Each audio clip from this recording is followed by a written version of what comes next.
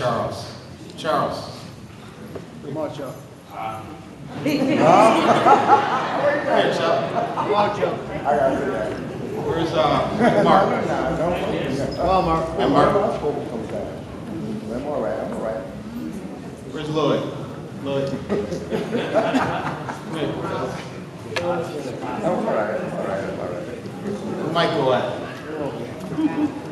Where's Michael? Gone? I got my. Where is he? What's on y'all? Johnny?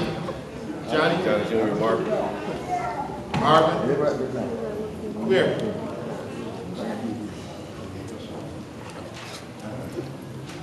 Don't worry, I'm going about them.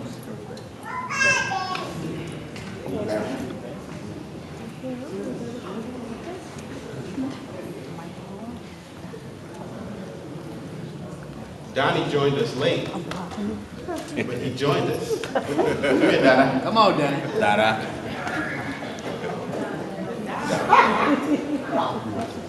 Nah, I wouldn't let it.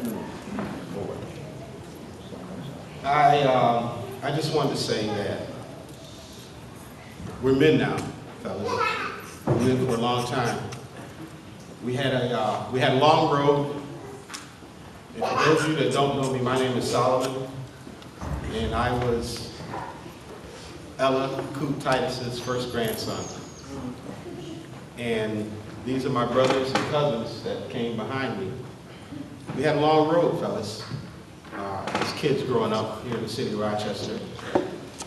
We had a long road seeing our parents go through stuff in the late 60s, early 70s.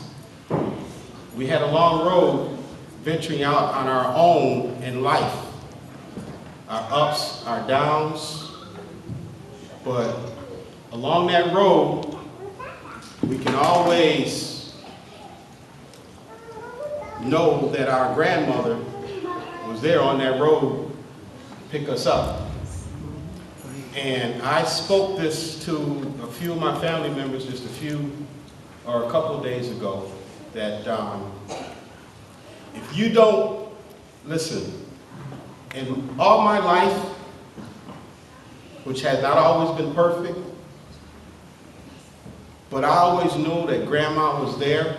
But just after her passing, and later in my life, I understand death. We have to understand death, okay? Because it's appointed that that's a debt that we have to pay.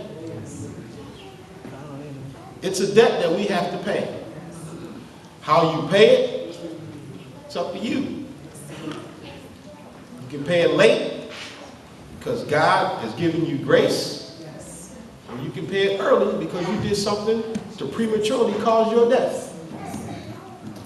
But I want you to understand that when I spoke those words to my family members that were there a few days ago, you have to understand that we had an angel living amongst us. We had an angel living amongst us. And just like Curleen said, y'all call her Winky, I call her Curleen. Just like Curleen said, and Granny's told me plenty of days, Solomon, Junior, just pray about it. Yes, always pray. Yes. If you had the opportunity to take a look,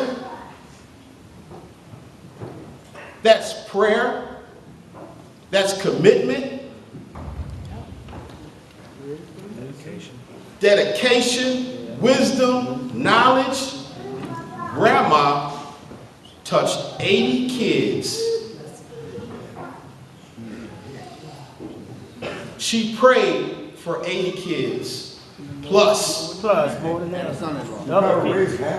plus. And his son-in-law. And that thing just didn't happen by coincidence. It was ordained. We are here for a reason. We're all still breathing and living for a reason. Whereas if you look around the city of Rochester, you have kids dropping like flies. This family has not had that.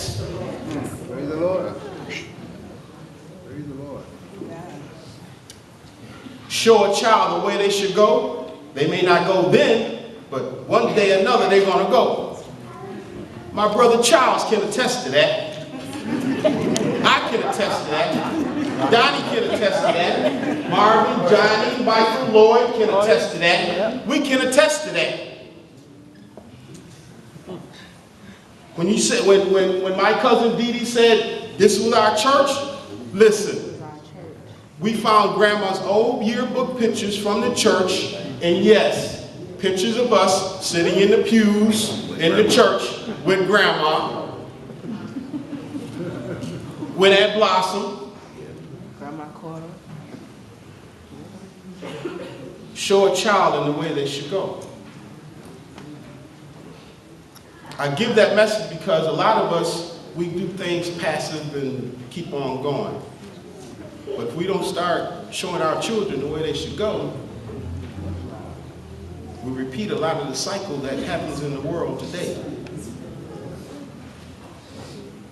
So again, we just need to humble ourselves, be like Granny, and anytime you feel down, think of Granny. Pray.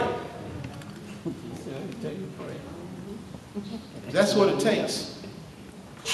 Don't happen overnight. You got to grow into it, but eventually you get there if you be consistent. Because I know I'm not consistent, but I try to do my best.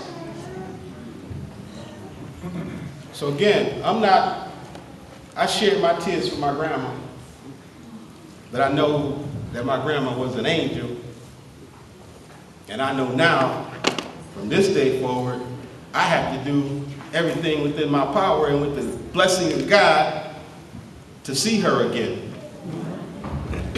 Because if there's nothing else I want to do on this earth, I need to see my grandma again.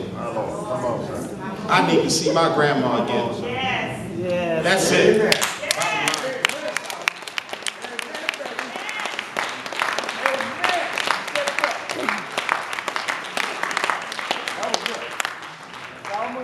That was well, baby. I love you.